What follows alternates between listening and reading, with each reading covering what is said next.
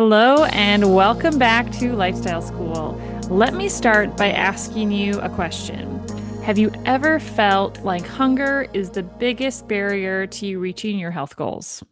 Like no matter how much you eat, it's never quite enough, or no matter how much you try to ignore it, the hunger just doesn't seem to go away. Hunger can feel extremely overwhelming, especially when you're trying to lose weight or make healthier choices. But here's the thing, hunger isn't just about having an empty stomach, it's about so much more than that. And once you understand how hunger works, you'll realize it's not something that you have to fear or fight all the time. In today's episode, we're diving into the fascinating science of hunger. We're going to be talking about what causes it, why it can feel so intense at times, and most importantly, how can you manage it in a way that works for your body and not against it? If you're if you've ever wondered if hunger is truly under your control, I want to tell you this episode is for you. But before we dive in, I want to make sure that you guys have heard the special announcement. I am opening up 5 personalized coaching slots. I haven't done this in quite some time. It's been over a year. And so, if you are looking for someone to walk you step by step through the process of switching your body from burning sugar to burning fat, I'm your girl. If you've struggled to lose weight secondary to insulin resistance and PCOS, this is for you. And this is what I am all about. And if you're ready to get off that diet treadmill and learn how to lose the stubborn weight and change your physiology to become a fat burning machine, you don't want to miss this opportunity. I am opening just 5 personalized coaching slots with Lifestyle School. So, what this will include is an initial so I should say this is an 8-week deep dive intensive, and it will include a 30-minute one-on-one coaching consultation with me, a 30-minute lab review to customize your plan based on your lab work. The lab work will be done with your healthcare provider. 30-minute weekly plan evaluations and check-ins to cover questions and troubleshooting your journey for that 8 weeks. And then you will also get Lifestyle School for Weight Loss, the course, plus the bonuses, which includes over 20 hours of course materials. There is my program Strong in 15, which is daily 15-minute workouts that progress over the course of 12 weeks. And all of this will be available. If you are interested in claiming one of these 5 spots, you don't want to sit on your hands. I'm hoping the 5 spots are opening on a Wednesday. This podcast will be published on Friday. I'm hoping there will still be some spots available if you are just hearing about this now. But if you are interested to claim your spot, email me at hopeplaquecoaching@gmail.com. Again, that's hopeplaquecoaching@gmail.com to get more details or to reserve your spot. And a quick disclaimer before we get started, I want to remind you that the information shared on this podcast is for educational and informational purposes only, and it is not intended as medical advice. Always consult with a qualified healthcare professional before making significant changes to your diet, exercise, or lifestyle. With that, let's jump in. So, hunger is one of the most common challenges that people face when it comes to weight loss or even just maintaining a healthy lifestyle. It's that feeling that seems to dominate your thoughts, making it hard to focus on anything else in life. I don't know about you, but I've been there. But what if I told you that hunger isn't just about needing food? It's actually a process driven by hormones and ding, ding, ding, our habits. When I first learned this, I'm going to be honest, it completely transformed my approach to health and weight loss. Hunger is just not a physical sensation. It's a message from our body. And the more you understand that message, the better equipped you're going to be to respond to it and even influence it. So today we're going to break this down so that you can walk away feeling empowered and not controlled by your hunger. So Let me start by sharing a little bit more about my personal journey with hunger. So, as a teenager, and anyone who knew me growing up can attest to this, I I always felt like, I was the girl with the biggest appetite. I could not understand how some of my friends could just like skip meals or maybe just like have a salad for lunch. I remember, there was a phase in high school where it was uh, cool to have an eating disorder, not eat very often. And I just could not wrap my head around that because I was always so ravenously hungry. The thought of not eating just sounded impossible. And to emphasize this point, I'll share with you my routine that I did playing basketball prior to becoming gluten free. So I would go to school. I'd have breakfast, go to school. I'd have a mid-morning snack. I'd have lunch at school. Then school would get out at like 2 o'clock. I would drive to Subway. I would get a foot-long Subway sandwich plus 2 bags of chips and a couple of cookies. And I would eat 6 inches of that stuff right away, plus a bag of chips, a couple of the cookies. And then fast forward to 2 or 3 hours later, it was usually about 45 minutes before my actual basketball game. I would eat the other half of my chips and my cookies. I'd go play my basketball game, and then we would have pizza on the bus on the ride home. Like I could eat all day every day, and I always felt hungry. And, as I got older, my hunger didn't slow down. I started to get some food anxiety, worrying about when my next meal would be or, whether I'd have enough to eat. And I honestly thought this was just how I was wired. And it wasn't until I started to learn about the science of hunger that things started to change for me. And so I hope you learning this today will help change this for you as well. I began experimenting with meal composition, focusing on protein, fats, and fiber. I also started fasting. And at first, I know you've heard me say this before, but the idea of skipping a meal sounded like absolutely impossible and also like pure torture. But over time, I realized I wasn't feeling as hungry as I used to. And at the time, it felt like magic, right? But in truth, it wasn't magic, it was actually biology. I also have seen this transformation in my clients, many, many clients. And one client in particular came to me feeling just completely out of control with hunger. She was eating every couple hours, but she never really felt satisfied. But once we adjusted her meal composition and we introduced fasting into her program, she couldn't believe how much her hunger had improved. And I can tell you, as someone who has dealt with just so much hunger for so long, and then, couple that with weight issues, there's nothing more miserable than feeling like you need to lose weight, but also just feeling like you're starving. And I want to tell you, your body, if you have excess body fat on your body, like you shouldn't have to feel hungry because that stored fat is stored energy that your body should be able to use as energy. And so, let's get into the heart of today's episode. And, really asking this question, is hunger really under our control? And the answer is yes, but it's not about brute force, like maybe you were thinking, or relying solely on willpower. Thank goodness. Hunger is driven by a combination of hormones, brain signals, habits, and even the types of food that we choose to eat. Once we understand how these factors work, you can use them to your advantage, and it is going to make all of the difference on your journey. So, first, let's talk about the hormones involved in hunger and satiety, because I think this is basic information we all should be working with. Your body has three main hormones that help you feel full. We have peptide YY, and we have cholecystokinin, and then we have leptin. So, peptide YY is a hormone that is released when you eat protein, and it sends a signal to your brain to let you know you're full. Cholecystokinin, which is a mouthful, or we can abbreviate that to CCK, is another satiety hormone, but it's triggered by dietary fats. So think avocados, nuts and seeds, olives. It works by slowing down digestion, which helps you feel fuller for a longer period of time.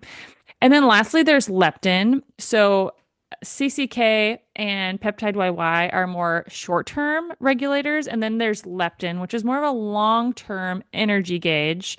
And leptin is released by your fat cells, and it tells your body how much stored energy you have. And when leptin levels are high, your brain gets the message that you don't need to eat as much. Or in theory, that's how your leptin is supposed to work. And we're going to tackle this actually in another episode, possibly next week, but talking about leptin and how things can go awry.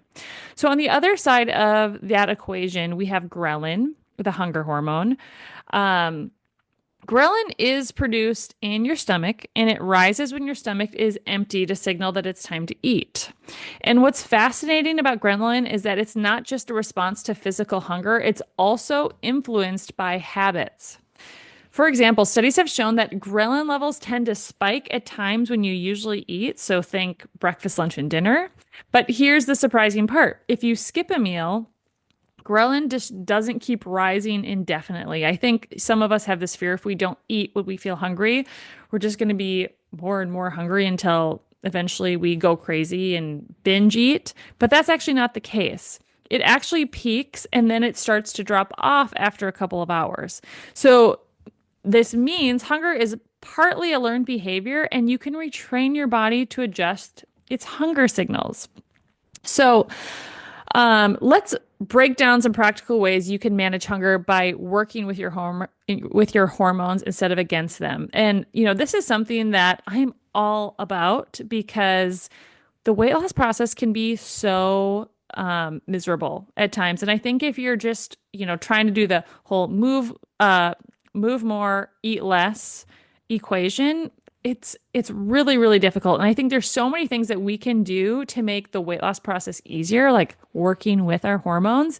And that is what we do in Lifestyle School for Weight Loss. And that's why I'm so incredibly passionate about this topic. So when it comes to working with our hormones, we first need to prioritize meals that trigger our satiety hormones. So for example, this means starting your meals with a high quality protein source like eggs, chicken, salmon, beef.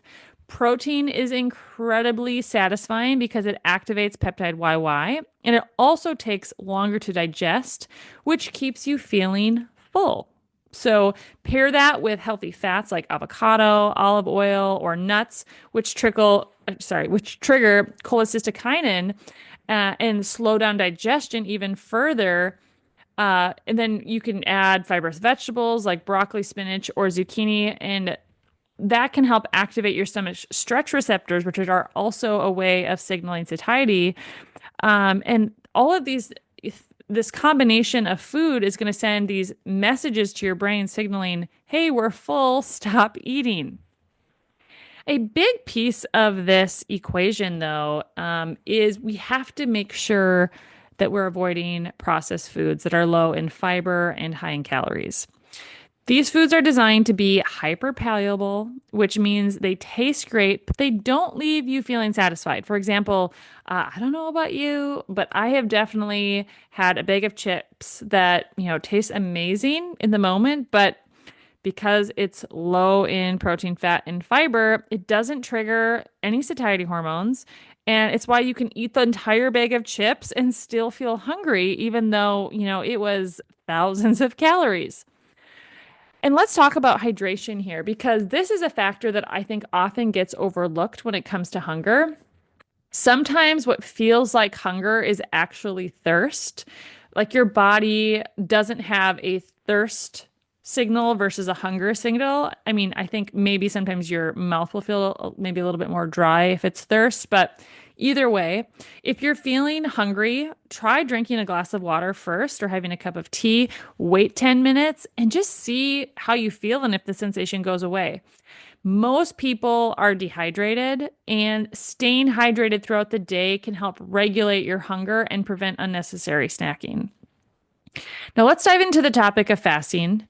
Fasting can be a powerful tool for managing hunger. This has been my own personal experience as well as many, many, many of my clients. But it's important to approach it in the right way. When I first started fasting, honestly, I was very skeptical. The idea of skipping a meal sounded pretty much impossible to me, but I quickly realized that hunger isn't as scary as it seems. One of the key benefits of fasting is that it helped me lower my average ghrelin levels over time, and studies have shown this actually. And the lower our ghrelin levels, the less intense our hunger is going to feel. Research has shown that after just 24 hours of fasting, ghrelin levels start to decrease, which means your body becomes less reliant on constant food intake.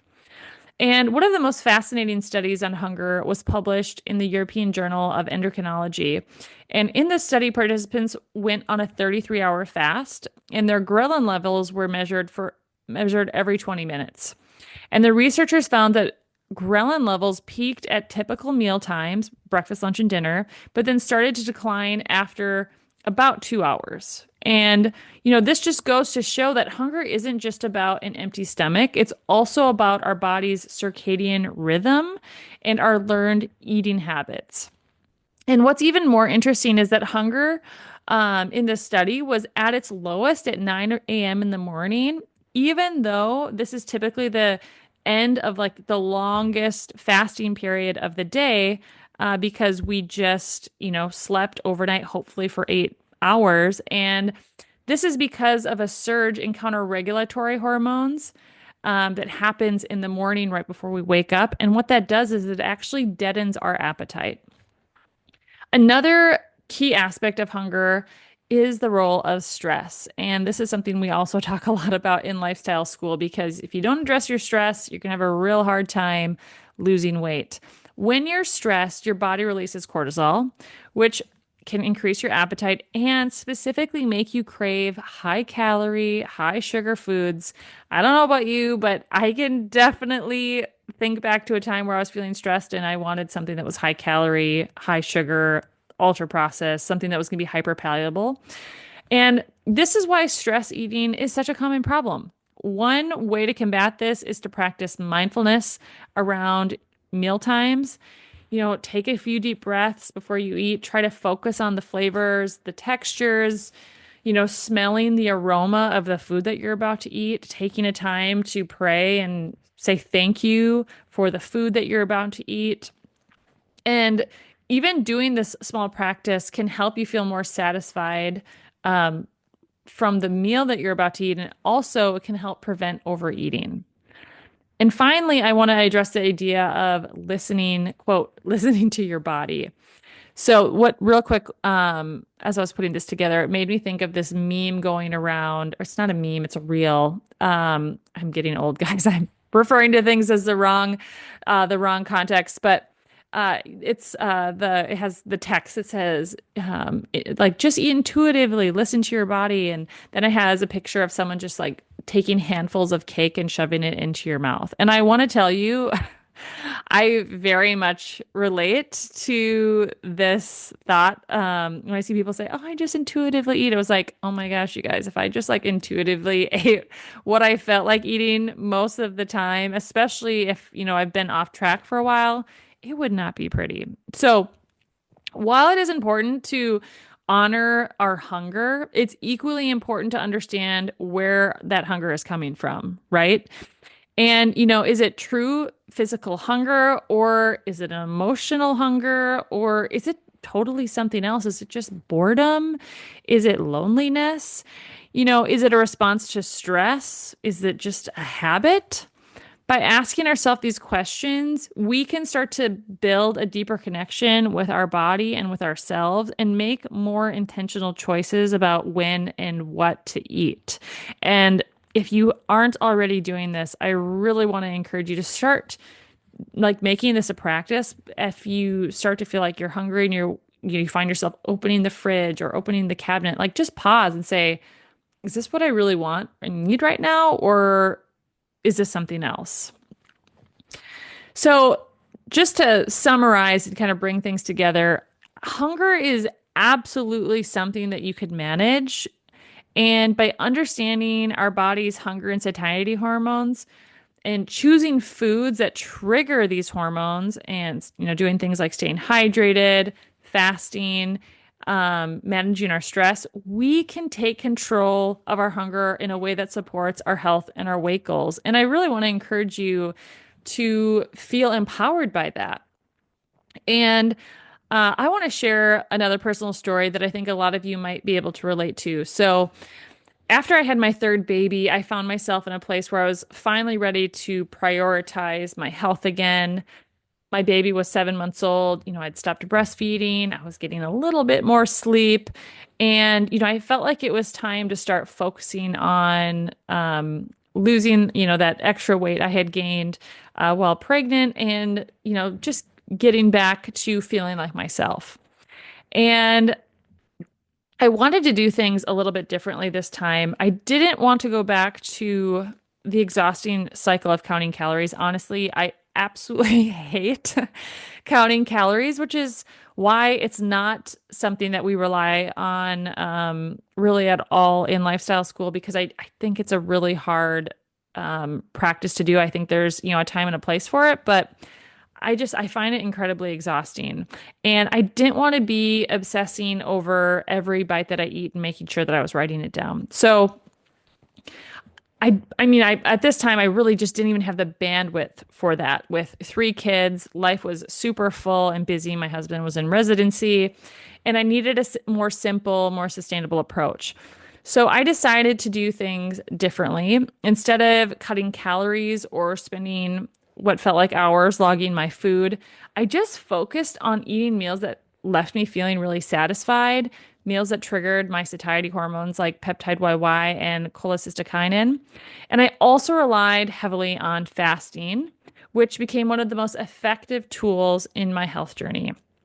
And honestly, I'll never forget the reaction of my gym friends. It was two other gals, were similar ages. They were doing a traditional bulk and then cut, and they just happened to be in their cut phase. Um, as I was kind of starting into this process at the same time, and they could not believe how much dietary fat I was eating in my meals. And while, they were definitely dealing with a lot of hunger due to being in a cut, only eating about 1,300 calories a day, I was having incredible energy for my workouts, whether I was doing them fed or fasted. My hunger was very, very low. And I was able to work really hard in the gym. And honestly, over those 3 months, I got into the best shape that I had been in since having kids. And for the first time in years, I could actually see my ab muscles. And so what this experience taught me is that, really there's a smarter, more sustainable way to lose weight. And it's not about deprivation. It's not about counting calories. It's about understanding your body and fueling it properly and using tools like fasting to optimize your hormones. And this is exactly what I teach in lifestyle school for weight loss. So, I often get asked, what do I do when my hunger feels unbearable? And so, just to go back to what we talked about today, my advice is always to first check in with yourself. What is really at the root of these feelings? Is it truly hunger or is it something else? And if it is true hunger, focus on eating a balanced meal with protein, fat, and fiber because honestly, if you've been eating the standard American diet of, a ton of carbs and ultra processed food, your body may be a bit malnourished. And so you may need all those amazing nutrients that you get from eating a high quality protein, fat, and fiber.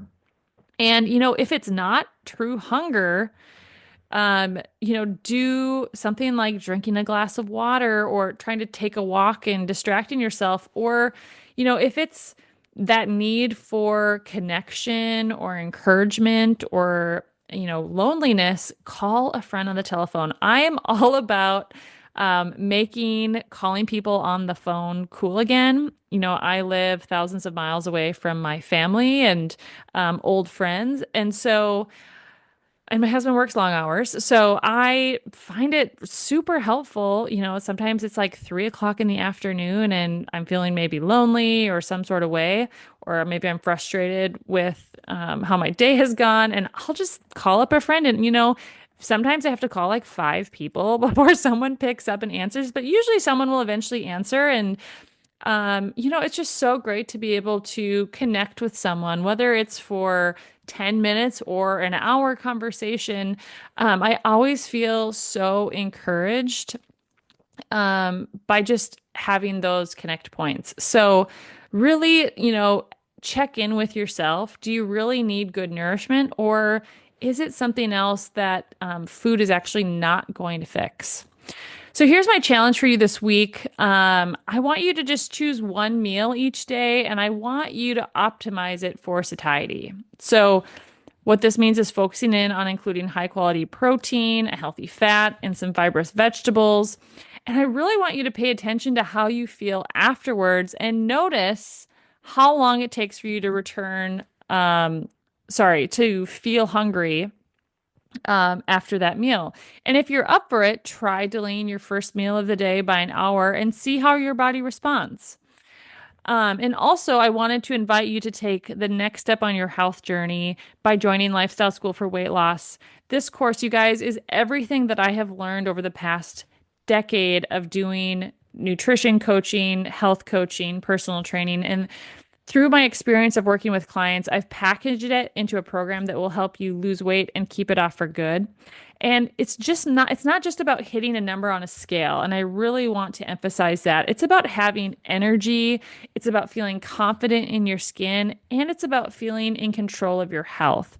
And as I mentioned at the beginning of this episode, I am taking on 5 people to go through this 8-week course. So if you're interested, email me at hopepotcoaching@gmail.com. I want to just end this by saying thank you so much for tuning in to today's episode of Lifestyle School. I hope this conversation gave you a new perspective on hunger and how to work with your body and not against it. And if you enjoyed this episode, I'd love to hear from you. Leave a comment, subscribe to the podcast, give us a 5-star review, and share it with someone who might benefit from this information. And don't forget to follow us over on Instagram at Hope Platt Coaching for more tips and inspiration. And again, if you're ready to transform your health and lose weight for good, join us over at Lifestyle School for Weight Loss. This program will give you the tools, strategies, and support you need to create a sustainable, healthy lifestyle. Let's work smarter, not harder. Until next time, take care and remember, you've got this.